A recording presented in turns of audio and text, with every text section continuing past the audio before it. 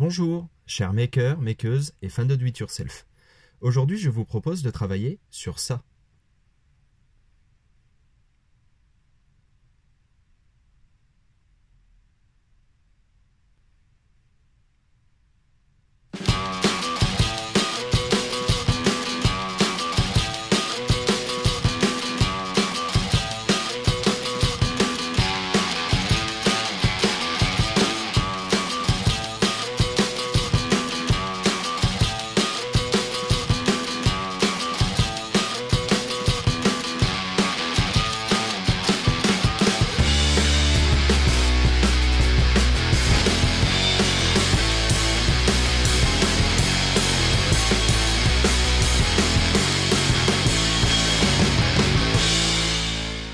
Alors, la dernière fois qu'on s'est quitté, les panneaux avaient cette forme.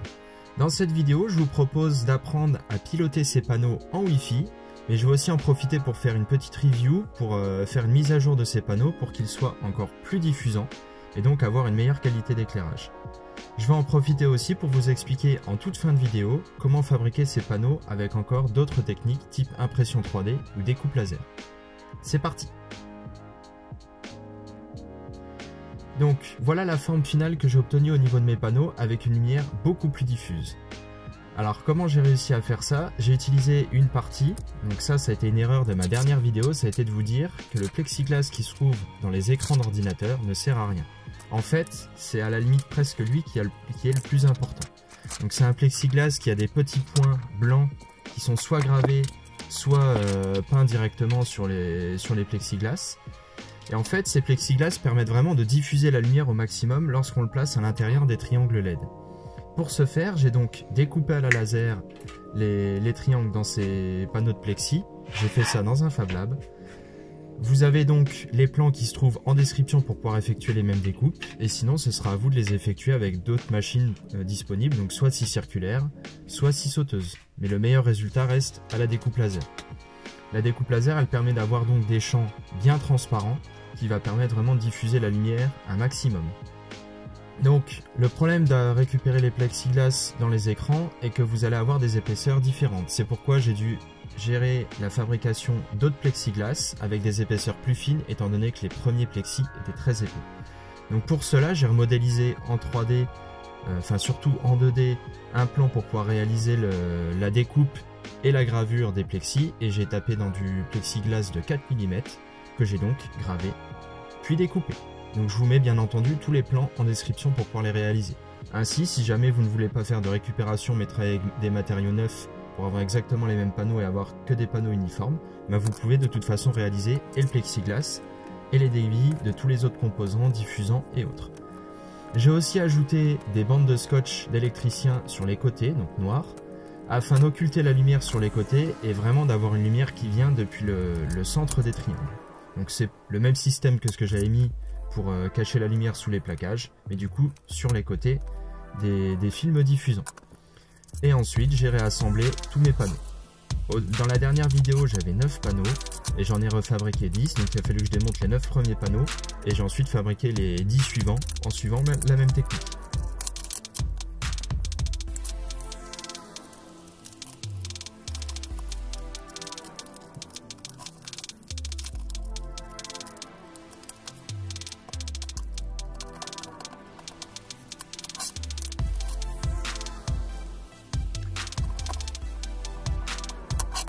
Voilà, mon triangle est maintenant assemblé. Par la suite, j'ai réalisé un modèle 3D pour voir la forme finale de l'assemblage de mes panneaux. Et j'ai réalisé un boîtier en impression 3D qui me permet de mettre la carte d'alimentation et qui permet de piloter les LED. Et j'ai modifié le système qui permet de connecter les panneaux ensemble. Je vous mets bien entendu tous les liens en description dans le Instructable. J'ai réalisé l'assemblage de mes panneaux. N'oubliez pas de mettre une couverture afin d'éviter de rayer les films diffusants. J'ai dû faire face à un problème au moment de l'alimentation avec la nouvelle carte. Donc je vais travailler avec un ESP66. En effet, avec l'ancien système, l'ensemble des LED était connecté en série. Et le problème, c'est qu'il y a une perte de signal avec la résistance des fils, leur longueur et le fait qu'ils soient très fins. Donc, pour pallier à ça, il a fallu que je change les sections de fils Et au lieu de travailler tout en série, j'ai travaillé l'ensemble en dérivation. Donc j'ai un fil plus, un fil moins qui part directement de l'alimentation 5 volts, qui vont m'alimenter chaque panneau. Et toutes les bandes LED sont donc assemblées en dérivation pour chaque panneau. Et mon fil signal est entrecoupé entre chaque panneau. Dans l'ancienne version, j'avais donc une alimentation qui partait à l'Arduino et qui partait avec un condensateur vers la bande LED. Et ensuite mon fil signal qui partait de l'Arduino directement sur la bande LED et toutes les LED étaient en série. Dans la nouvelle version, je travaille donc avec un ESP, ce qui va me permettre de travailler en Wi-Fi et de piloter l'ensemble des LED en Wi-Fi. Et donc pour pouvoir les connecter, j'ai toujours mon alimentation 5 volts qui alimente ma carte. Je repars de l'autre côté, mais par contre j'alimente 3 boucles en même temps, c'est-à-dire qu'à chaque fois je vais avoir 3 bandes LED en dérivation. De même pour mon fil signal qui part de mon ESP. Ce qui veut dire que donc je vais envoyer un signal sur 3 bandes LED en même temps. Ça peut engendrer quelques bugs, on va le voir un peu plus tard dans la vidéo, mais rien de bien problématique. Par contre, ça m'a permis de résoudre mon problème de signal et d'éviter que mes panneaux n'aient pas la couleur désirée. Maintenant, tous mes panneaux ont donc la couleur voulue à la fin de l'alimentation. Voilà, mes soudures sont donc effectuées et j'ai mis en place des scotch pour pouvoir maintenir les fils. Je vous avoue, c'est pas très esthétique, mais ça va me permettre vraiment d'éviter que les fils ne se prennent dans quelque chose au moment de la mise en place sur le mur. J'en ai profité aussi pour réaliser les 2 profilés en aluminium qui font donc 40 mm. Ils sont mis en place sur les vis de fixation que vous trouvez à l'arrière des panneaux. Et j'ai donc 2 entailles par profilé en aluminium. Avec 2 profilés en aluminium, ça fait donc 4 entailles. Et j'ai donc 4 vis qui sont vissées directement contre le mur et qui vont me permettre de glisser l'ensemble des nanoliths au moment de la mise en place contre le mur. Ce qui me permet, si jamais j'ai une maintenance à faire, de rapidement les enlever.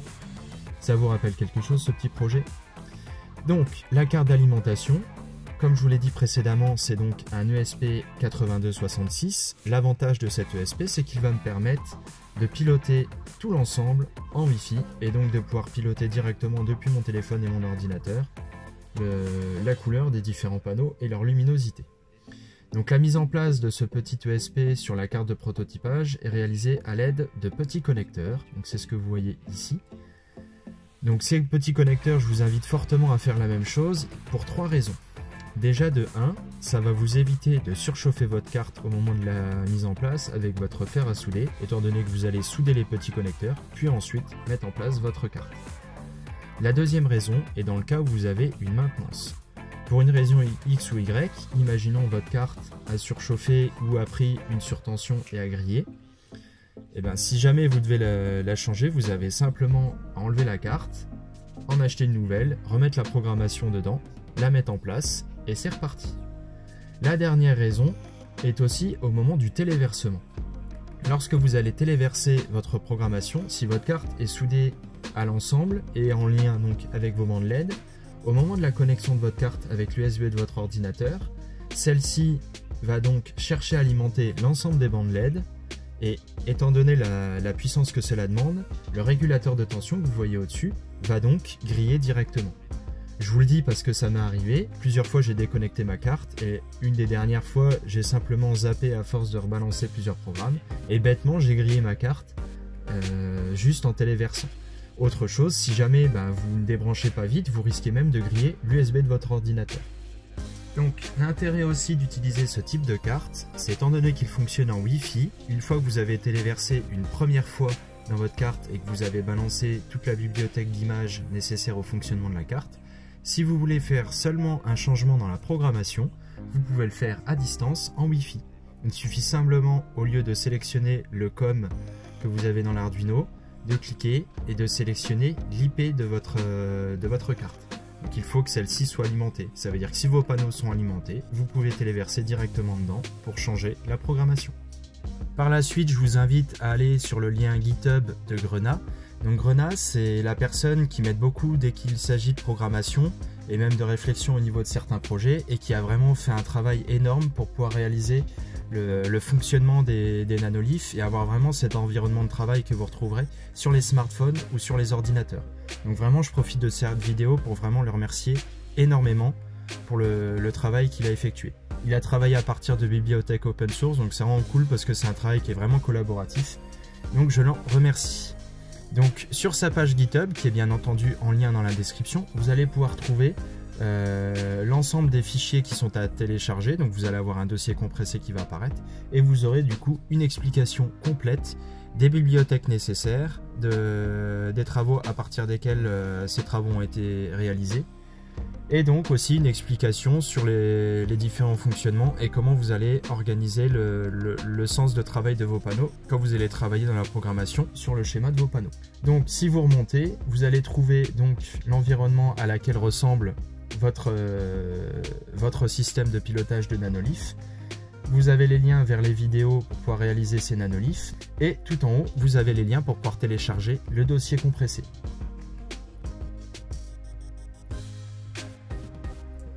Donc, une fois que vous avez téléchargé votre fichier, vous avez donc un fichier compressé qui arrive ici. Donc, ce que vous allez faire déjà, c'est l'extraire.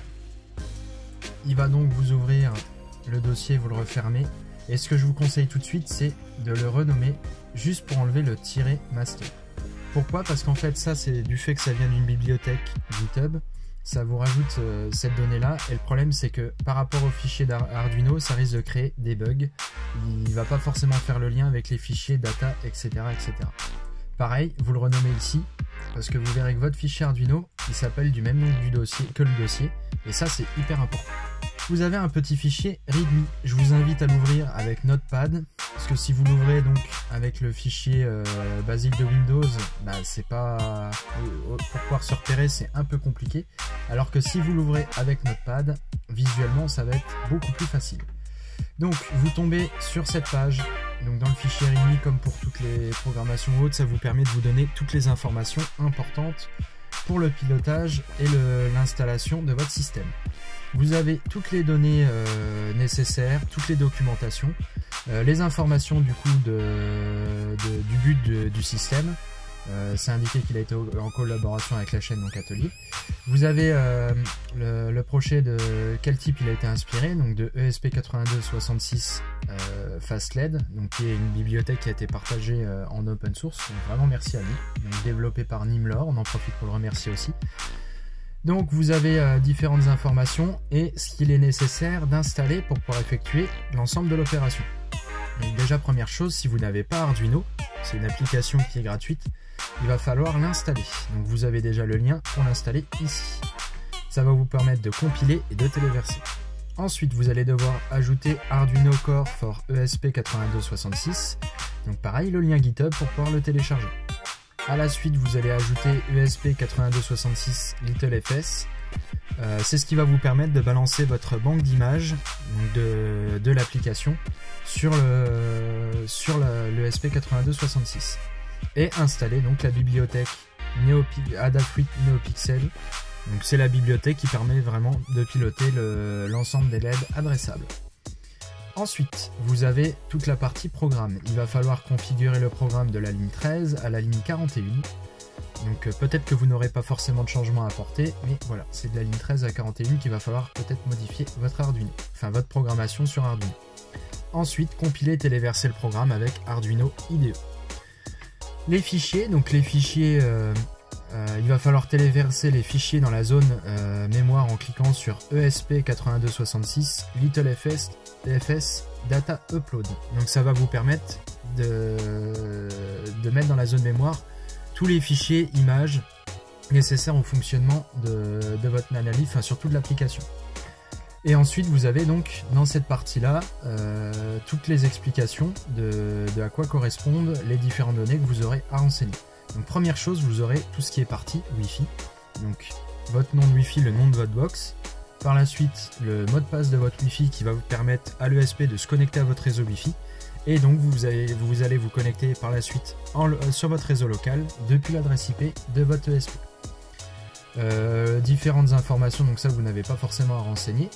Le nom, donc Nanolith-do-it-yourself, vous pouvez très bien changer le nom si vous voulez, ça fonctionne très bien comme ça. Le nom de l'OTA. L'OTA, c'est ce qui va vous permettre de téléverser en ligne si jamais vous avez des modifications à apporter dans le programme par la suite. Et vous avez le password de l'OTA, donc do it yourself. Quand vous allez téléverser, il va vous demander un password, vous avez juste à cliquer dessus. Ensuite, vous avez donc la pin sur laquelle c'est connecté sur la carte ESP8266, donc c'est la D2, Digital 2. Vous avez ensuite une indication pour dire si vous êtes en RGB White ou en RGB. Si vous êtes en RGB White, c'est-à-dire que vos bandes LED sont en rouge, bleu, vert et blanc, vous avez juste à laisser sur 1. Si jamais vous êtes en RGB, rouge, vert, bleu, vous allez donc mettre 0. Et automatiquement, ça va vous mettre la bonne bibliothèque Adafruit qui est en lien avec votre bande LED. Ensuite, vous allez indiquer le nombre de LED que vous avez dans chaque panneau. Donc techniquement, dans mes panneaux, il y en a 12. Donc les LED étaient au nombre de 12 parce qu'elles étaient en série. À l'heure actuelle, maintenant, elles sont toutes en dérivation. Donc j'ai à chaque fois 3 bandes LED de 4 LED. Donc j'indique 4 LED. Ensuite, vous indiquez juste en dessous le nombre de panneaux que vous avez qui sont connectés ensemble. Moi, j'en ai 19. Techniquement, je dois indiquer 19. Je vous l'expliquerai un peu plus tard dans la vidéo. J'ai eu un petit bug au moment de l'extinction de panneaux. Donc pour résoudre ce problème, j'ai simplement rajouté un 20e panneau. Ensuite, vous allez indiquer si vous travaillez avec des panneaux dans le sens horizontal ou vertical. C'est ce qui va vous permettre de vous aider à la suite pour pouvoir indiquer la programmation de la structure de vos panneaux. La ligne juste en dessous donc avec des 1-2-top, 2-2-bottom, en fait c'est votre programmation qui va permettre de réaliser le schéma dans l'application. Donc pour pouvoir vous repérer plus facilement, je vous ai mis en place mon schéma. Donc je me suis réalisé ce petit schéma afin de m'aider dans la programmation. Vous devez donc indiquer votre ligne, puis après un tiret, votre colonne. Donc soit ligne 1-1 pour dire ligne 1 et colonne 1. Et ensuite indiquer dans quel sens est la pointe. Par exemple, si je prends le cas de mon premier triangle, il est en ligne 1, colonne 1, avec écrit bottom à la suite pour indiquer que la pointe est vers le bas. Quand j'écris top, ça veut dire que ma pointe est vers le haut. Par la suite, vous avez différentes autres indications, mais c'est pas à vous de les renseigner, donc ça, normalement, vous n'avez rien à changer. Une fois que ça, c'est fait, vous retournez donc dans votre dossier et vous allez cliquer sur nanolith-do-it-yourself. .ino, c'est votre fichier Arduino. Normalement, vous avez ce petit logo-là, si vous avez déjà les bonnes données et que vous avez déjà l'application. Donc moi j'ai déjà installé l'ensemble des bibliothèques, donc j'aurais pas tout à réinstaller, mais sinon il faut suivre, comme cela a été indiqué sur le GitHub, les installations pour pouvoir avoir l'ensemble des données au niveau des cartes ESP. Si vous allez dans l'Arduino basique, vous n'allez pouvoir travailler qu'avec des Arduino de base, ce qui est déjà très bien, mais vous n'aurez pas les cartes d'affichés pour les ESP et autres. Donc pour cela, vous allez devoir suivre le GitHub et les installer, ce qui veut dire que quand vous irez dans Outils, vous pourrez à la suite sélectionner, au lieu de sélectionner seulement dans les Arduino, sélectionner dans les cartes ESP8266 avec laquelle vous allez travailler. Donc il vous suffira après de suivre, une fois que tout est installé, de suivre les données que moi j'ai renseignées, de les rechercher. Donc elles sont toutes affichées là. Toutes les données sont affichées là, vous avez juste à mettre les mêmes et ce sera bon. Une fois que ça c'est fait, vous allez apporter vos modifications dans l'ensemble. Et par la suite, vous avez le schéma à indiquer juste ici. L'avantage, c'est qu'une fois que vous aurez téléversé votre banque de données, si jamais votre schéma n'est pas bon, vous n'aurez pas forcément à tout rebrancher. Vous laisserez votre ESP branché sur votre Nanolith, avec les bandes LED d'afficher, vous serez sur votre application et vous n'aurez plus qu'à modifier les différentes données de cette ligne et de regarder ce que ça donne après sur votre schéma en regardant votre adresse IP. Je connecte, une fois que j'ai fait tout ça, mon ESP afin de pouvoir téléverser. Donc j'ai un petit son de Windows pour m'indiquer qu'il l'a détecté. Je vois qu'il apparaît dans le port comme 5 et je vais donc pouvoir déjà démarrer en faisant le LittleFS Data Upload. J'ai une barre qui s'affiche en bas, il va m'indiquer un pourcentage, c'est pas une barre c'est un pourcentage pardon, pour dire combien de données il a téléversé. Donc là c'est bon, je suis à 100%. Ma programmation elle est prête, et ben j'ai plus qu'à la téléverser. Voilà, donc vous avez de même la barre le pourcentage qui va s'afficher en bas en orange. Voilà, le téléversement est terminé. Votre carte elle est prête à l'emploi. Votre ESP normalement doit se connecter à Internet directement. Pour pouvoir retrouver l'adresse IP de cette ESP, je vous invite à suivre cette méthode. Vous tapez dans votre barre de recherche internet 192.168.1.1 et vous allez atterrir sur votre box internet. Si vous avez l'habitude de vous connecter dessus, vous avez juste à taper vos identifiants et vous accéderez à votre box et ainsi vous pourrez voir quelle est l'adresse IP de votre ESP. Sinon, vous avez différentes méthodes à partir du moniteur de série pour pouvoir y accéder ou simplement des applications que vous pouvez télécharger sur votre smartphone qui vont vous indiquer donc l'adresse IP de votre nanolith. Pour le coup, moi, c'était 192.168.1.25. Une fois que votre téléversement est effectué et que vous avez réussi à vous connecter à votre panneau, vous allez pouvoir, si nécessaire, si jamais vous voulez effectuer des modifs au niveau de votre programmation, par exemple changer le schéma de votre Arduino, vous pouvez vous connecter à celui-ci en Wi-Fi. Pour cela, il vous suffira simplement de cliquer au lieu de téléverser depuis le COM 1, de resélectionner le COM, du coup n'apparaîtra pas, mais vous aurez à la place, il apparaîtra l'adresse IP de votre panneau nanolith. Donc il vous suffira de le sélectionner et d'office, quand vous allez téléverser en Wi-Fi sur votre carte. Une fois que tout est versé et que vous avez tapé l'adresse IP que vous avez retrouvée précédemment, vous allez atterrir sur cet environnement. Donc je vous ai affiché mes panneaux LED afin que vous puissiez voir ce que ça va donner en direct et en réel. Donc vous avez les boutons on-off au-dessus. Je vous le dis, moi normalement, un des bugs que je rencontre du fait que mes bandes LED sont branchées en dérivation, c'est que quand je suis à la première alimentation de mon panneau LED, normalement tous mes panneaux devraient s'allumer en blanc. Donc là c'est le cas parce que je les avais mis en on-off. Mais si je me mets dans le vrai branchement de ces panneaux LED, j'ai mon premier panneau qui va s'allumer en jaune. Bon, c'est pas très grave, de toute façon, moi à la base, quand je les alimente, c'est pour de toute façon changer de couleur directement avant que des gens arrivent, si jamais je veux l'allumer quand j'ai des invités qui arrivent. Un des autres bugs, c'est le fait que quand je change la luminosité de mes panneaux, ceux-ci vont s'allumer d'une mauvaise couleur.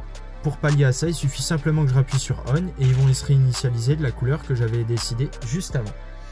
Un autre dernier bug que j'ai rencontré, c'est que mon 19e panneau, quand je déclare que j'ai 19 panneaux, va rester allumé quand je me mets en off. C'est-à-dire que quand je suis en on et que je clique sur off, tous mes panneaux s'éteignent, sauf le dernier. Pour pallier à ça, tout ce que j'ai fait, c'est que j'ai rajouté un 20e panneau dans ma programmation Arduino. Et pour que celui-ci ne me gêne pas dans le schéma, je l'ai noyé vers la droite pour qu'il n'apparaisse pas directement sur le côté. Quand je suis sur mon smartphone, ça ne se voit même pas, le dernier panneau est plus éloigné. Bon, dans le cas où ça vous gêne, je pense avoir trouvé une solution. Le problème, c'est que moi, j'avais déjà commandé toutes mes bandes LED et commencé à souder l'ensemble. J'avais pas envie de tout recommencer. Mais une des solutions pour pallier au problème, car le problème est lié à un souci d'ampérage et de résistance des fils, je pense que la solution est de commander des bandes LED qui fonctionnent en 12 volts. Et ces bandes LED, donc forcément, si vous avez un voltage qui est supérieur, vous allez avoir besoin de moins d'ampérage et donc des sections de câbles moins importantes. Donc c'est une des solutions, elle reste à tester. Je vous le dis, moi, j'ai pas forcément testé. Donc, le fonctionnement de cette application, vous allez pouvoir piloter vos LED soit tout ensemble. Si vous cliquez sur aucun, c'est pour pouvoir sélectionner dans l'arbre juste en dessous quel panneau vous voulez sélectionner. Sinon, vous allez pouvoir les sélectionner par paire ou par impair. À la suite de ça, vous avez une palette de couleurs qui va vous permettre de sélectionner les couleurs les plus habituelles. En dessous, vous avez une roue qui va vous permettre de sélectionner des couleurs moins connues, qui sont différentes de la palette de couleurs, et de gérer leur intensité au niveau des tons sombres ou pas. Et en dessous, vous avez donc l'indication de ce à quoi ça doit ressembler. Donc vous voyez, en fonction de mes sélections, vous voyez mes panneaux qui s'allument en direct, comme j'ai ma sélection avec ma présentation en bas. Et donc en haut, si vous voulez éteindre vos panneaux, par exemple vous faites votre sélection, vous pouvez les éteindre avant que vos invités arrivent, puis les rallumer. Une fois que vous avez cette indication-là, si vous avez des changements à opérer, vous pouvez toujours téléverser dans votre Arduino en ligne, en Wi-Fi. Par la suite, je vous propose quelques améliorations. Donc, j'avais bossé sur des améliorations possibles au niveau de ma conception. Donc, notamment ces petits connecteurs qui vont sur les côtés des profilés qui permettent de connecter les fils. Donc, c'était une de mes réflexions et j'avais commencé à les imprimer. Mais par manque de temps, vous voyez bien, j'ai déjà mis 2 mois avant de sortir cette vidéo. Il y a un moment, j'ai passé à la suite et j'ai soudé l'ensemble de mes panneaux. Mais le but à la base, c'était de pouvoir les connecter comme les panneaux originaux. Donc j'avais réalisé cette recherche en faisant des entailles dans mes profilés aluminium. Je peux incruster cette quincaillerie réalisée en impression 3D dans laquelle je viens glisser des petites cartes de prototypage que j'ai mis en forme, dans lequel je viens mettre des petites pattes de connexion, des pattes que vous pouvez récupérer dans des petits ports USB. Donc vous venez par la suite glisser d'autres pièces réalisées dans des cartes de prototypage qui viennent se glisser comme ça d'un panneau à l'autre et qui permettent d'effectuer la connexion. Donc je vous mets les liens des différents fichiers en description si vous voulez pousser la démarche ou si vous voulez voir à quoi ça ressemble. N'hésitez pas à mettre en commentaire vos travaux. Je vous propose aussi une autre conception possible, donc c'est une conception réalisée en contreplaqué. Je vous mets bien entendu les liens en description de cette conception pour pouvoir réaliser l'ensemble à la découpe laser, ce qui vous permettra une fabrication très rapide. Je vous rappelle, une découpe laser, vous pouvez en trouver une dans un Fab Lab. L'avantage de cette conception, c'est que vous allez avoir des panneaux beaucoup plus légers que les miens qui sont réalisés en profil aluminium. Et pareil, beaucoup plus facile, beaucoup moins de temps d'opération. Ma dernière conception, c'est donc une conception réalisée en impression 3D. Donc vous allez avoir un panneau arrière ainsi qu'un panneau bordure dans lequel vous allez pouvoir mettre en place vos LED et passer les fils. Et vous allez avoir 3 petits connecteurs dans lesquels au moment de l'impression vous allez faire une pause pour pouvoir y glisser les écrous en M4. Et ces petits connecteurs, quand vous les mettez, vont vous permettre de plier et de coincer les films diffusants et les films réfractants. Vous mettez ensuite 3 vis M4 fraisées et ainsi vos panneaux sont assemblés. Voilà à quoi ça ressemble quand c'est terminé. Donc je suis assez satisfait du résultat, vraiment le fait d'avoir ajouté les plexis, ça m'a vraiment permis d'obtenir une lumière beaucoup plus diffuse, beaucoup plus importante sur le milieu, donc je suis vraiment très satisfait. Et l'ESP alimente beaucoup plus fort que l'Arduino mes panneaux.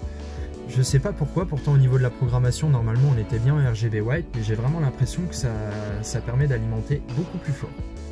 Je m'excuse encore d'avoir mis autant de temps à sortir cette vidéo, je vous le dis, il y a d'autres projets sur lesquels j'ai avancé entre temps qui vont apparaître plus tard dans la chaîne, donc je vous invite vraiment à rester et à vous abonner à la chaîne pour pouvoir les voir. Cette vidéo est maintenant terminée, je vous remercie de l'avoir regardée, n'hésitez pas à mettre un j'aime et à vous abonner si ce n'est pas encore fait, et sinon un commentaire si vous avez des commentaires constructifs comme les dernières personnes qui ont commenté la dernière vidéo. J'en profite encore pour remercier Grenat pour le travail qu'il a apporté sur ce projet. Et je vous dis à une prochaine, chers makers, makeuses et fans de do it yourself.